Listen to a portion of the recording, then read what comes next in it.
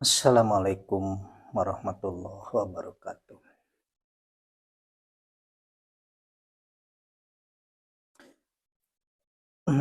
Perjalanan saya ini diibaratkan perjalanan yang harus ditempuh atau serupa dengan masa-masa awal dari zaman jahiliyah di tanah Arab menuju ajaran kesempurnaan ajaran Islam. Karena sebelum-sebelumnya ajaran Islam itu belum sempurna. Karena dari awal yang diajarkan dari sang penguasa langit itu tentang ketauhidan. Jadi kita beribadah coba mengesahkan Allah gitu. Terus kita ditugaskan untuk menjalani sebagai hamba Allah. Yang sampai di titik terakhir ajaran Islam yang sempurna yang oleh dibawa baginda Nabi. Itu istilahnya penyempurnaan dari keseluruhan ajaran-ajaran yang telah dibawa oleh para nabi-nabi. Jadi pelajaran itu jelas bahwa itu untuk semua umat. Walaupun ia ada sebagian, mungkin kebanyakan ya dari para nabi dan rasul itu, beliau mengajarkan atau menuntun kepada umatnya yang satu ras, satu golongan, satu negaranya gitu. Tapi ada dua nabi dan rasul yang ditugaskan untuk seluruh manusia, yaitu baginda Nabi Ibrahim alaihissalam Khalilullah dan baginda Rasulullah, baginda Nabi Muhammad Rasulullah sallallahu alaihi wasallam. Dua orang ini, dua nabi ini, dua rasul ini ditugaskan untuk umat manusia, bukan ke bani suku tertentu. Seperti Nabi Musa ya untuk umat Bani Israel saja. Kalau baginda Nabi Ibrahim alaihissalam itu untuk semua umat. Karena beliau memanggilnya kepada seluruh umat manusia untuk melaksanakan haji, istilahnya itu dipanggilkan untuk semua umat karena itu tugasnya gitu seorang nabi dan rasul untuk umat manusia, tidak cuma kalangan tanah Timur Tengah aja istilahnya, Palestina sama Arab Saudi sekarang gitu. Begitu juga baginda Nabi Muhammad SAW itu ditugaskan untuk umat manusia seluruh alam malahan. Jadi bukan sekedar manusia yang dohir, tapi bangsa gaibnya juga dari kalangan bangsa jin. Beliaulah nabinya dan rasulnya, utusannya gitu, yang misalnya untuk mengajarkan, menyampaikan ajaran dari misalnya langit yang diterima dari malaikat Jibril untuk kepada manusia, terus kalangan bangsa jin juga. Gitu. Jadi terlahirnya baginda Nabi Muhammad itu untuk jadi rahmat lil alamin. Yang dibawanya apa ajarannya? Itu agama Islam. Jadi agama Islam supaya menjadi rahmatan lil alamin. Jadi yang diemban oleh baginda Nabi ini untuk seluruh umat, tidak sekedar untuk di Timur Tengah saja atau ke ras Arab saja gitu, tidak gitu. Tapi kadang-kadang pemahaman keislaman di Nusantara seolah-olah agama Islam ajaran dari luar gitu. Padahal tidak gitu. Seolah-olah yang di Nusantara ini membanggakan tentang ajaran Kapitayan seolah-olah. Bahwa orang Kapitayan itu sudah tauhid, sudah mempraktekkan sebelum Islam datang. Yang dimaksud Islam itu dari luar, seolah-olah yang dibawa oleh baginda Nabi. Padahal sebelumnya itu udah masih Islam. Zaman Nabi Nuh juga udah Islam. Jadi Islam langkah awal itu tentang tauhid gitu, tentang ketauhidan gitu. Itu yang diajarkan terus tentang akidah, tentang iman gitu, tentang terus muamalah di Islam. Misalnya syariatnya, tarekat, hakikat, makrifatnya, baru penyempurnaan yang dibawa oleh baginda Nabi Muhammad SAW. Jadi begitu pemahaman bahwa ada ajaran, misalnya di Nusantara ajaran apa Kapitayan, seolah kok sama dengan ajaran yang dibawa oleh Nabi gitu. Memang Nabi juga dari misalnya bukan cuma Nabi Muhammad kan ajaran. Dari sejak zaman Nabi Nuh, Nabi Ibrahim, semua nabi-nabi mengajarkan tentang istilah ketauhidan itu yang pertama karena itu benteng awalnya gitu. Nah, dia mungkin perjalanan Nabi baginda Rasulullah gitu ya. Kalau saya mengatakan Rasulullah itu maksudnya ke Nabi Muhammad gitu. Tapi kalau saya berkata Rasul itu bisa jadi Rasul Nabi Musa, Nabi Sulaiman, Nabi Daud misalnya. Nabi Harun, Nabi Yunus, Nabi Yusuf itu kalau Rasul itu satu. Tapi kalau Rasulullah itu gelaran, pangkat, makom bagi Nabi yang bergelar ulil ajmi. Karena ada Habibullah, Khalilullah, Kalamullah, Ruhullah, sama Rasulullah gitu. Itu maksudnya ke Nabi Nuh, Nabi Ibrahim, Nabi Musa, Nabi Isa, dan Nabi Muhammad SAW. Jadi kadang-kadang ya banyak kiai ulama juga yang tidak paham tentang Rasulullah sama Rasul gitu, atau Rasul sama Nabi. Ya banyakan gitu. Rasulullah sudah wafat, Rasulullah itu tidak pernah wafat gitu. Karena itu makomnya gitu, kedudukannya. Presiden bisa berganti orangnya, tapi jabatannya tetap. Nah, Rasulullah itu seperti pangkat itu gitu. Walaupun Nabi Muhammad sudah wafat gitu ya, jasadnya sudah tidak ada, tapi Rasulullah ini, ruh ini, Nur Muhammad ini masih hidup, itu tidak pernah meninggal. Jadi istilahnya pemahamannya ya ulama-ulama juga, karena saya sering dengar siapapun ulamanya tuh di YouTube mau di ceramah-ceramah, dia tuh tidak paham gitu. Sering berbicara Rasulullah telah meninggal gitu, soalnya kayak gitu. Padahal kalau Nabi telah meninggal, iya Nabi kan orangnya gitu. Tapi kepangkatan gelar Rasulullah itu tidak gitu. Tidak ada matinya istilahnya. Nah, ini yang saya bicarakan perjalanan Nabi Muhammad. Rasulullah ini yang berpangkat Rasulullah ini dia punya sahabat. Di antara sekian ribu sahabat, dia punya kecenderungan. Beliau ini punya kecenderungan. Jadi ketika keadaan mungkin istilahnya krisis, beliau memanggil sahabat yang 4, walaupun berbicara di muka umum gitu. Siapa yang akan membantu perjuangan Islam dengan mengorbankan harta bendanya. Nah, disitulah muncul berdirinya sahabat Abu Bakar As-Siddiq. Beliau menyerahkan semua harta kekayaannya, asetnya istilahnya diberikan untuk keperluan dakwahnya baginda Nabi Muhammad. Dia tidak merasa segan atau sungkan atau merasa terbebani dengan tugas itu untuk menyerahkan harta bendanya gitu. Karena makanya disitulah gelaran Siddiq itu benar.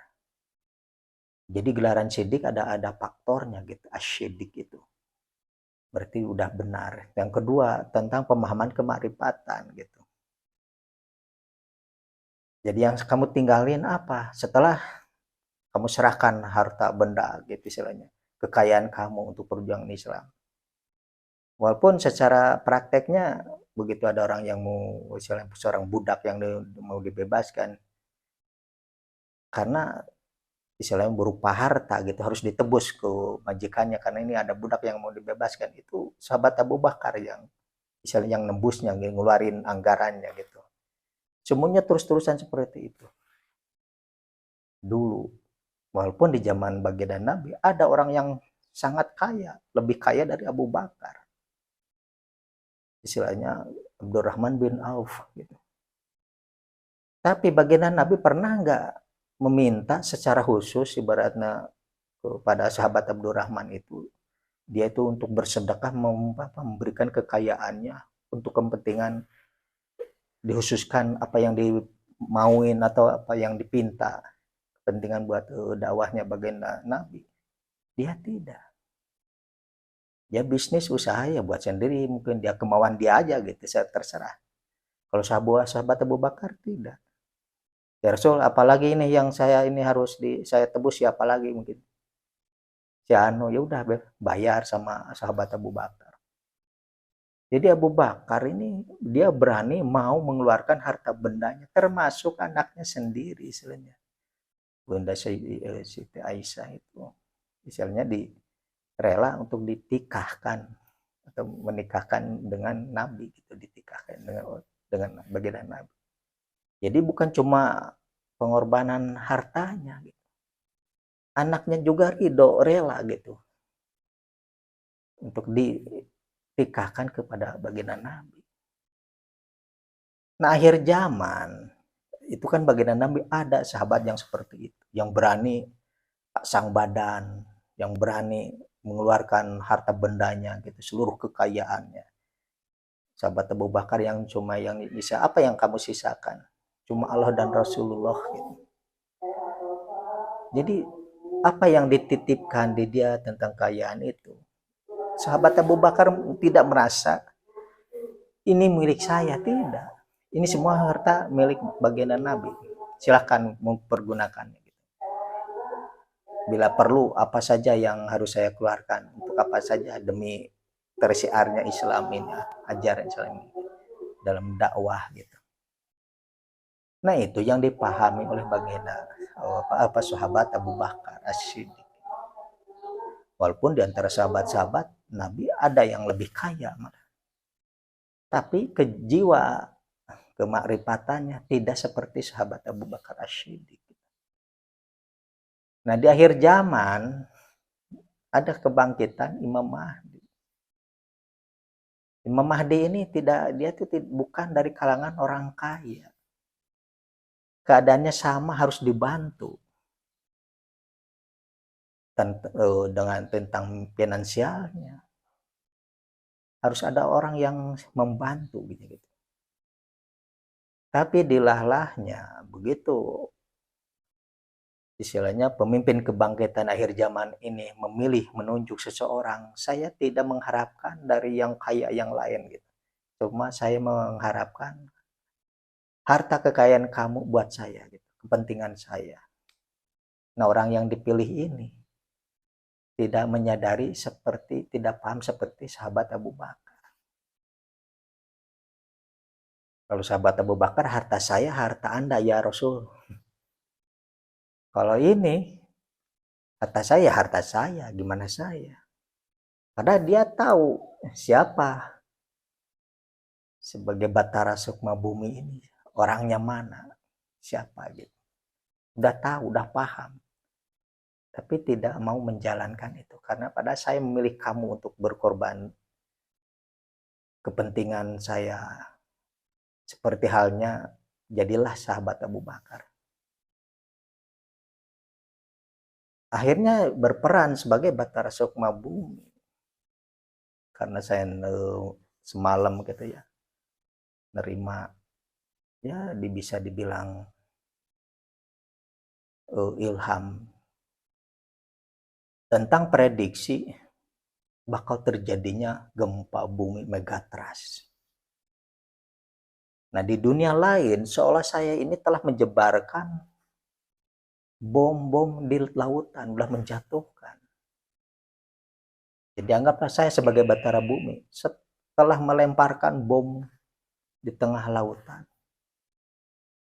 Ya tentunya di wilayah Indonesia ya, di wilayah Indonesia. saya telah menjatuhkan bom di 3 titik. Jawa Timur, Jawa Tengah, Jawa Barat itu simbol saja gitu. Jadi saya sendiri telah menjatuhkan itu, bom-bom itu. Dan saya lihat dari istilah jenis bom ini, ada yang seperti ya bom atom gitu. Tapi yang terakhir ada jenis bom yang bisa menembus, misalnya walaupun dihalangin oleh tebalnya tank baja gitu ya, besinya, ini bisa ditembus.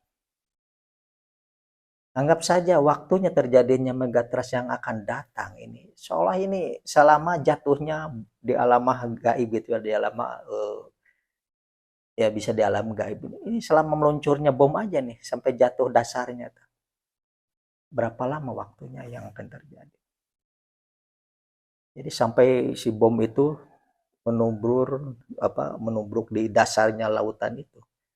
Mungkin kalau udah dok, terus ini udah ada 3 bom yang saya sendiri udah lemparkan ke laut.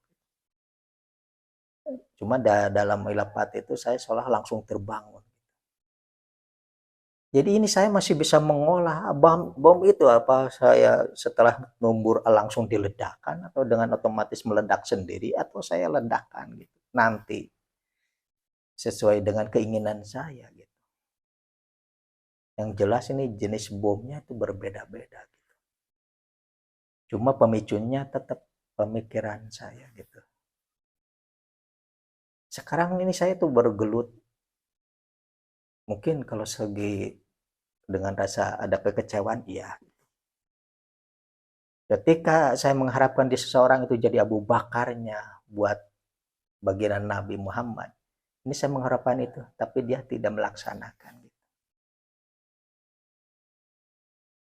Mungkin ya perasaan gundah ini kalau di istilahnya mungkin kalau diutarakan, apalagi dengan penuh rasa emosi gitu ya, ya di baratnya ini bom waktu. Ini Batara Sukma Bumi sudah menjatuhkan bomnya. Ya saya sendiri seolah sudah menjatuhkan bom-bom ini. Cuma sekarang masih gimana pikiran saya ini, mau diledakkan setelah menyentuh atau si bom ini sudah sampai nancap dulu di dasar atau di kedalaman laut, celah laut itu seperti jurang gitu. Saya udah jatuhkan, ini sekarang lagi meluncur ke bawah. Jadi masalahnya waktu di alam gaib sama di dohir ya memang berbeda. Ya mungkin kalau meluncurnya satu tembakan seperti perang di Rusia atau di perang di Ukraina, mungkin satu tembakan meluncur berapa detik nyampe meledak gitu. Tapi kalau di alam gaib ini meluncur jatuh. Di waktu alam gaib sama waktu alam manusia ini pasti berbeda. Karena sehari semalamnya di sana, di kita ini sebulan gitu. Kalau itu di alam Jabarut. Kalau di alam Malakut beda lagi. Sehari semalamnya di sana, di kita 83 tahun. Tapi ini ibaratkan bukan sehari semalam. Kita meluncurkan tembakan misalnya dari Rusia ke Amerika, ibaratnya itu butuh waktu berapa? Setengah jam. Nggak mungkin berhari-hari kan, cuma berjam-jam. Nah kalau ambil dari sekian, taruhlah setengah jam lamanya gitu. Kalau ke waktu hari di dunia, mungkin kalau alam gaibnya ibaratnya 30 hari, misalnya satu hari semalamnya cuma 30 hari di alam dunia atau di alam manusia gitu ya. Kalau kita ambilnya, itu berarti setengah jamnya itu kira-kira berapa hari? Kalau dihitung lamanya. Cuma saya masih mengolah bahwa itu walaupun pernah tembakan itu atau bom itu meluncur sampai nancap ke bumi. Tapi saya lagi olah supaya tidak meledak. Meledaknya emosi kekecewaan saya gitu mengharap dari seseorang. Seperti halnya mengharapnya bantuan dari para sahabat. Cuma tidak semua sahabat oleh baginda Nabi itu diangan-angankan untuk membantunya dalam segi finansial gitu, dalam berjuang memperjuangkan dakwah itu, karena dakwah secara menyebarkan ilmu ajaran termasuk pembebasan kan waktu itu, membebaskan budak yang tertawan. Anggap ini juga keinginan-keinginan ini saya harapkan di seseorang itu. Tapi masalahnya mungkin kalau sahabat Abu Bakar paham bahwa saya mengeluarkan harta benda beratnya berupa satu buah motor, yakin akan diganti oleh mobil. Kalau saya memberikan mobil mungkin akan diganti berapakah biji lagi mobil atau rumah diganti. Kalau saya menyedekahkan rumah, mungkin saya akan diganti oleh tanah yang lebih luas. Tapi kalau ini tidak gitu. Saya mengharapkan itu, tapi tidak dipenuhi soalnya.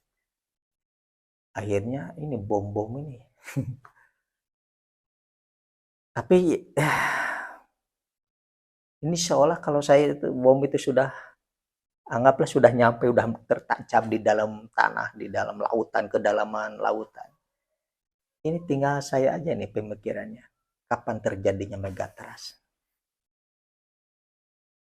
Bisa besok, bisa bulan depan, bisa tahun depan.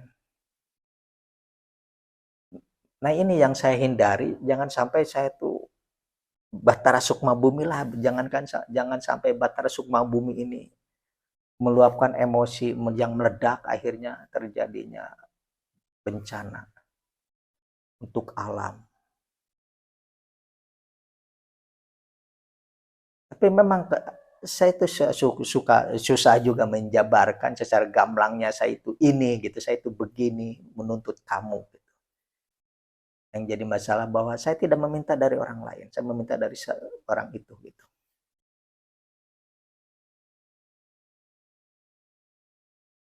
Gambarannya hampir sama seperti yang kejadiannya yang dialami oleh baginda Nabi. Walaupun di antara sahabat-sahabat Nabi itu banyak yang lebih kaya dari Abu Bakar gitu. Tapi mungkin kalau sampai jeda waktunya saya mengharapkan itu masih tidak direspon istilahnya. Bahwa tidak dipahami bahwa sahabat Abu Bakar itu rela mengorbankan demi yang namanya Nabi Muhammad, harta bendanya, seluruh kehidupannya gitu. Apa yang dimauin oleh Nabi tinggal bilang aja, dah pasti diturutin lah. Sampai keluarga anaknya juga dikasihkan gitu. Jangan sampai baginda Nabi itu terlalu sedihnya karena ditinggalkan oleh baginda Siti Khadijah waktu itu. Walaupun usianya Siti Aisyah masih 9 tahun. Silakan nih, seperti itu baru tunangan saja istilahnya. Belum melaksanakan kewajiban di umur sekian itu ya. Seperti suami istri tidak. Seperti ini, seperti tunangan ditunggu dulu sampai udah sekian belas tahun baru rumah tangga bersatu. Nah begitulah sahabat Abu Bakar sampai rela gitu. Jangankan cuma harta benda, kalau punya anak 5 mungkin udah ya Rasul nih, silakan nikah ini anak-anak saya nih, istilahnya yang mana terserah pilih gitu istilahnya. Itu saking begitunya pengorbanan yang namanya sahabat Abu Bakar. Cuma masalahnya di akhir zaman ini sama pada perannya. Padahal bukan tidak mampu untuk melaksanakan seperti keinginan, misalnya kekayaan yang seperti ditawarkan oleh malaikat penjaga gunung. Baginda Nabi itu, maukah ini emas sebesar gunung itu saya ini demi kamu gitu. Tapi Nabi dari bangsa apa, dari alam gaib tidak gitu. Tapi mengharapkan dari seorang sahabat itu yang diharapkan gitu. Padahal kalau emas istilahnya sebesar gunung jadi milik Nabi, lebih kaya dari siapapun istilahnya. Tapi baginda Nabi tidak gitu, malah menolak gitu. Kalau yang dari gaib justru saya mengharapkan dari seseorang katanya. Itulah Abu Bakar As-Siddiq. Termasuk Bahtara Sukma Bumi juga mengharapkan dari seorang itu gitu. Tapi ya mungkin nggak paham, nggak ngerti status dia sebagai apa gitu. Akhirnya saya tuh harus berjuang mati-matian menahan gitu ya rasa kecewa ini, tapi ya gambarannya malam itu seperti itu. Jadi soal Batara Sukma Bumi ini, ruhnya bumi ini udah melempar bom-bom di 3 titik nih. Ini udah jatuh, udah meluncur gitu. Cuma masih tetap diolah gitu. Walaupun sampai menubruk. Biasanya kan kalau otomatis begitu kena langsung meledak gitu kan. Ini masih saya olah walaupun sudah tertancap di dalam bumi. Saya tidak akan di pemicunya tetap di kepala pikiran saya gitu. Walaupun saya harus menahan rasa kecewa di dada gitu ibaratnya. Karena kalau mungkin saya sampaikan bisa jadi megatrust secara dohirnya kan gempa, tsunami. Tapi di alam gaibnya soalnya saya udah melemparkan bom-bom itu. Tinggal tunggu waktunya, tinggal saya tekan tombol atau saya silahkan meledak gitu. Jenisnya yang ya itulah yang terakhir nih, walaupun dihalangin oleh apa aja, setebal apa tank baja ini bisa tembus hancur dari dalam gitu. Ya anggap saja ini dihalangin oleh karang apa di dalam lautan. Ini bakal bisa tembus tertancap ke dalam bom itu gitu. Akhirnya meledak di dalam bumi gitu. Cuma saya tetap sekarang masih istilahnya nyaratin meredam rasa kecewa gitu ya. Merasa kecewa saya ini terhadap ya perjalanan terhadap seseorang itu gitu. Ya mungkin kalau buat saya sendiri kalau bisa ambil kesimpulan menutup semua gitu ibaratnya. Ya Allah saya sendiri, tidak ada sahabat buat saya. Mungkin kalau dari langit suruh jatuhkan, jatuhkan bom suruh ledak ya Pak sih. Mungkin kalau saya tidak tanggung jawab mungkin ya udah ledakin aja, silakan gempa terjadi, megatrust terjadi besok lusa juga. Tapi saya tuh kalau dibilang nggak sampai tega segitunya gitu, nggak setega itulah istilahnya. Karena saya memikirkan keluarga, saudara juga gitu. Walaupun ya kekecewaan sebagai manusia tetap saya rasakan gitu. Inilah perjalanan. Jadi ya saya yang beratnya bukan melawan seseorang yang pintar. Justru saya melawan diri sendiri gitu. Harus meredam rasa kecewa ini gitu terhadap ya keadaan gitu. Walaupun saya sebenarnya di sisi lain saya mengajarkan bahwa kalau kamu ngasih 100 bisa diganti 1000. Kamu memberikan istilahnya menyedekahkan satu buah motor, kamu akan diganti oleh dengan mobil, dengan jabatan, dengan apa aja gitu. Sebenarnya secara kemarifatan saya itu mengajarkan gitu. Kalau kamu menahan berarti di langit juga ditahan gitu. Jadi memang perjalanan yang Batara Sukma Bumi ini berat gitu ya. Jadi tidak ada yang 100% seperti Abu Bakar As-Siddiqnya gitu. Kalau yang dianggap sebagai sahabatnya itu. Padahal saya telah memilih itu si A, si Anu ini gitu.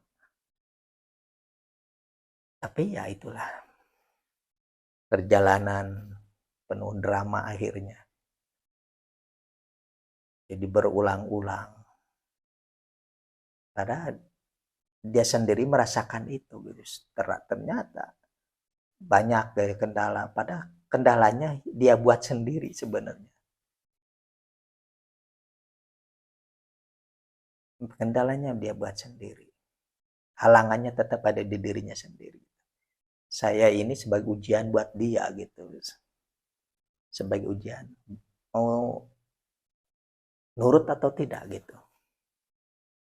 Kalau menurut permintaan ini dari langit pasti memberikan lebih gitu. Bisa 700 kali lipat istilahnya. Apa yang dikeluarkan, apa yang disedekahkan gitu. Ya akhirnya dari langit Ya melalui ilham saya juga itu kan di luar kendali sebenarnya. Bukan kesadaran saya dengan rasa kecewa ini. Tapi ya udah, kalau ini ada bom ya sudah saya lempar-lemparkan di titik 3 titik. Mungkin titik ini ya simbol daerah gitu ya. Bisa jadi Jawa Timur, Jawa Tengah, Jawa Barat ini udah saya lemparkan bomnya gitu. Udah lagi meluncur ke dasar jurang di kedalaman lautan gitu. Celah di antara Pulau Jawa sama benua asli ada celah. Ini saya lagi mungkin lagi di perjalanan nih. Tapi saya berusaha gitu ya. Walaupun sampai numbur gini, ini bom tidak meledak. Karena ini, jadi saya melawan hawa yang justru di diri saya tidak. Terus jangan, ya bukan menolak sebenarnya. Menolak kalau dari langit ya udah gini aja, hancurkan saja ini bom ledakan saja, kayak keinginan dari langit mungkin seperti itu. Tapi saya tetap berusaha memikul gitu, memikul beban ibaratnya dari langit itu mau kayaknya mau gimana melihat keadaan umat ini. Jangankan orang lain yang tidak tahu siapa Bathara Sukma Bumi ini gitu. Siapa sosoknya. Ini yang tahu saja tidak gitu, tidak mau membantu. Tapi ini bukan untuk orang lain gitu, bukan yang umum. Ini yang dipilih cuma di satu orang gitu. Karena dulu sahabat Nabi yang paling dekat kan di antara 4. Ya, bisa disimpulkan kan gini. Orang yang kaya di zaman sahabat Nabi itu banyak, tapi baginda Nabi mengharapkan di satu orang, sahabat Abu Bakar. Sahabat yang dekat ada yang lain, ada sahabat Umar, Utsman, Ali. Tapi mengharapkan tidak dari Ali, tidak. Yang diharapkan cuma dari Abu Bakar. Kenapa tidak yang dari lain-lainnya gitu? Karena banyak sahabat Nabi yang lebih kaya istilahnya dari sahabat Abu Bakar sendiri. Itu yang orang yang dipilih itu harusnya lebih paham apa yang baginda Nabi mau, ya udah ini harta saya, ini anak saya. Harusnya seperti itu jiwanya gitu. Apa yang dimau Bathara Sukma Bumi silahkan nih, apa saja yang perlu saya cukupin gitu. Karena itu yang diberikan oleh sahabat Abu Bakar itu tidak habis sebenarnya. Malah diganti lagi berlipat kekayaannya itu gitu. Harta bendanya yang disedekahkan justru dari langit kan diganti. Itulah jaminan Allah gitu.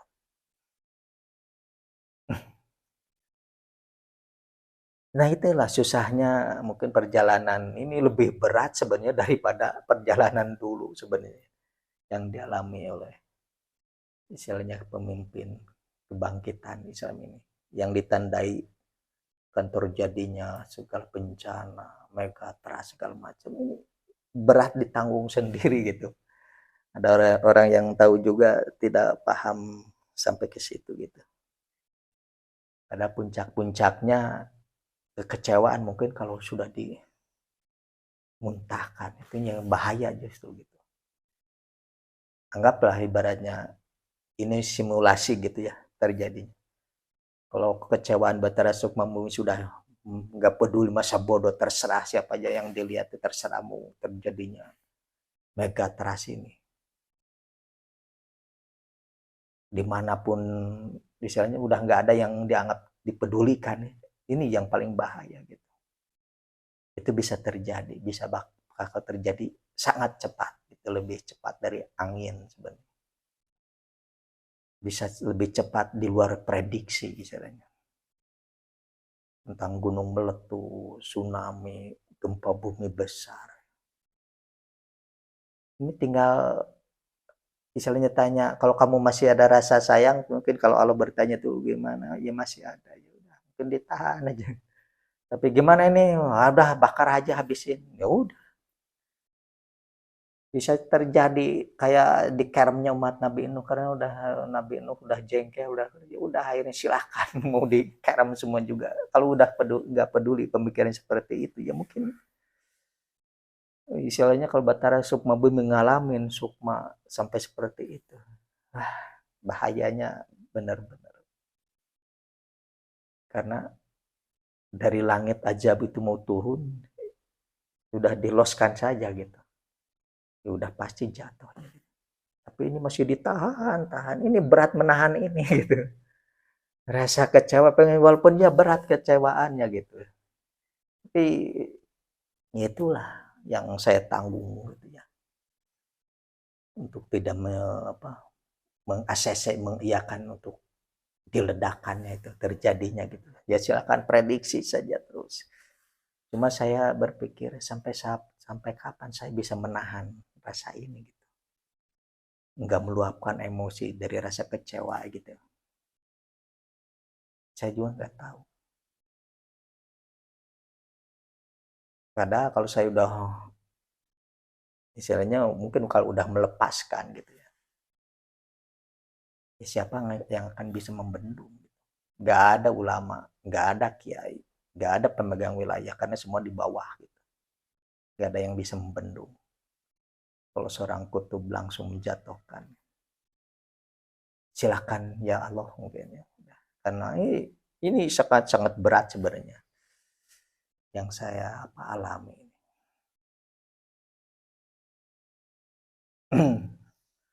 Jadi intinya gini, ilapat tentang dari hakikat ini ya. Jadi soal gambarannya bakal terjadinya bencana musibah ini. Sekarang tuh ibaratnya lagi meluncur gitu.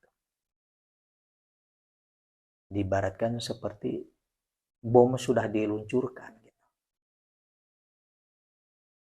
Nah, pengendalinya cuma saya sendiri istilahnya. Apa diluncurkan sampai ke tujuan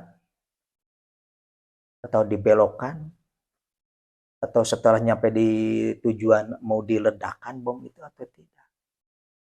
Ini tergantung di pemikiran saya sendiri. Itu yang beratnya gitu.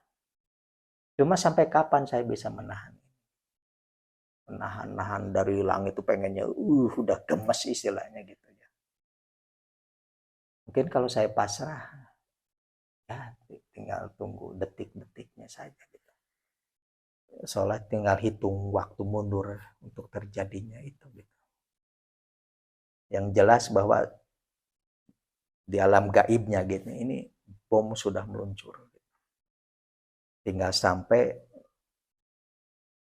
sampai tumburan tinggal meledaknya aja gitu.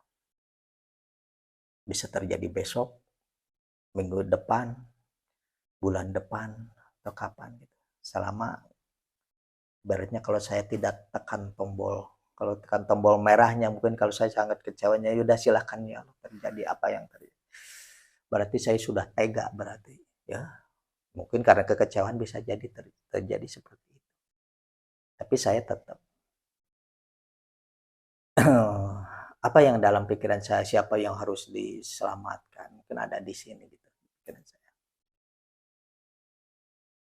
Tapi kalau selama mungkin saya tidak merelakan atau saya sendiri tidak tekan tombol bom itu meledak gitu, mungkin masih bisa ditunda lah istilahnya kayak gitu.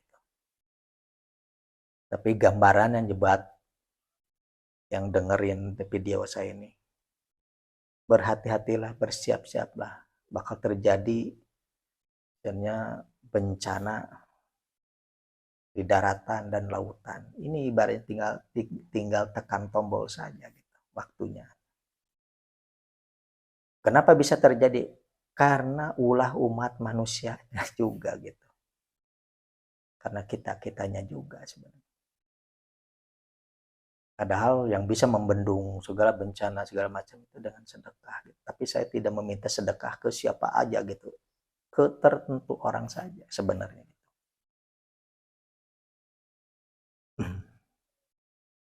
Itu yang perlu disampaikan untuk ya istilahnya kabar dari langitannya seperti itu ya.